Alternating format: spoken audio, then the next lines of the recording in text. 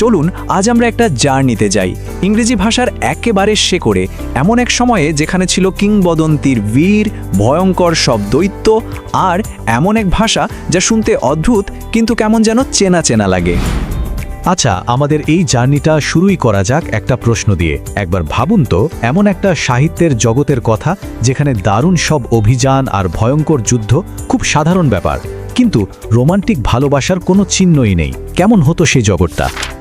এই জগৎটাই ছিল প্রাচীন ইংরেজির মানে অ্যাংলো স্যাক্সনদের ভাষা, আর এটাই হলো সেই ভিত্তি যার ওপর আজকের ইংরেজি ভাষা দাঁড়িয়ে আছে। তো চলুন দেখি বিষয়টা কি। ভাবা যায় এই সময়টা প্রায় 600 বছরেরও বেশি সময় ধরে চলেছিল। এই শুরু হয়েছিল যখন জার্মান উপজাতিরা ইংল্যান্ডে বসতি করতে শুরু করে, আর শেষ হয় নরম্যানদের হাতে সবকিছু হঠাৎ করেই বদলে যাওয়ার মাধ্যমে। তো এই সময়ে সবচেয়ে বড় যে পরিবর্তনটা এসেছিল সেটা হলো গল্প বলার ধরনে। চলুন দেখা যাক কিভাবে মুখের কথাগুলো লেখা হয়ে গেল।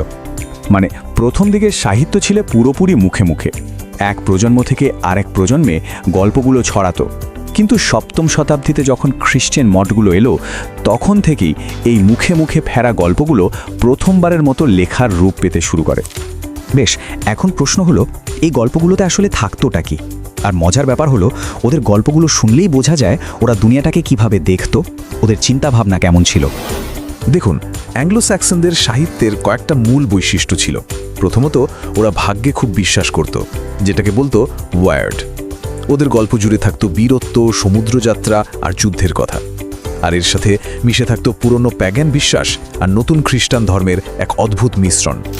মানে ব্যাপারটা এমন যে ভাগ্যকে এড়ানো যাবে না, এই ধারণাটা ওদের প্রায় সব গল্প আর চরিত্রের ওপর একটা ছায়ার মতো ছিল। এই ভাগ্যকেই ওরা বলতো ওয়ার্ড। ওদের কবিতাও কিন্তু আমাদের আজকের কবিতার মতো ছিল না, এর নিয়মকানুন ছিল একদম আলাদা। ওরা কিন্তু লাইনের শেষে মিল দিত না, মানে যাকে আমরা ছন্দ বলি।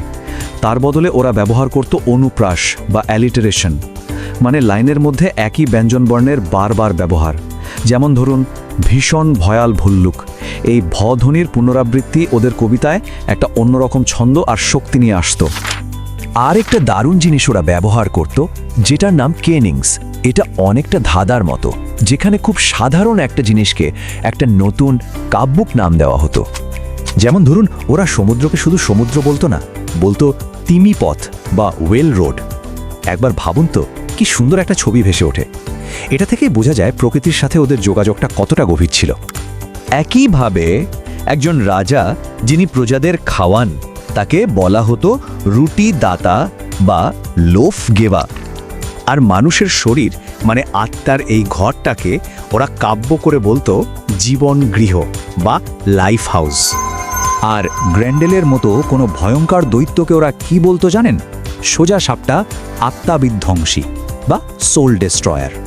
তো এই যে এত সব দারুণ নিয়মকানুন, এগুলো ব্যবহার করে ওরা এমন কিছু সাহিত্য তৈরি করেছিল যা ইংরেজি ভাষার একেবারে ভিত্তি হয়ে আছে। এর মধ্যে দুটো কাজের কথা না বললেই নয়। একটা হলো বেওয়ুলফ, ইংরেজি সাহিত্যের প্রথম মহাকাব্য, আরেকটা হলো দ্য অ্যাংলো স্যাক্সন ক্রনিকল, যেটা ছিল গদ্যে লেখা ইংল্যান্ডের প্রথম ইতিহাস। আর এটার পেছনে ছিলেন স্বয়ং রাজা আলফ্রেড দ্য গ্রেট। তো যদিও অ্যাংলো স্যাক্সনদের সেই জগৎটা আজ আর নেই, কিন্তু ওদের ভাষার ডিএনএ কিন্তু আমাদের আজকের আধুনিক ইংরেজির একেবারে মূলে রয়ে গেছে।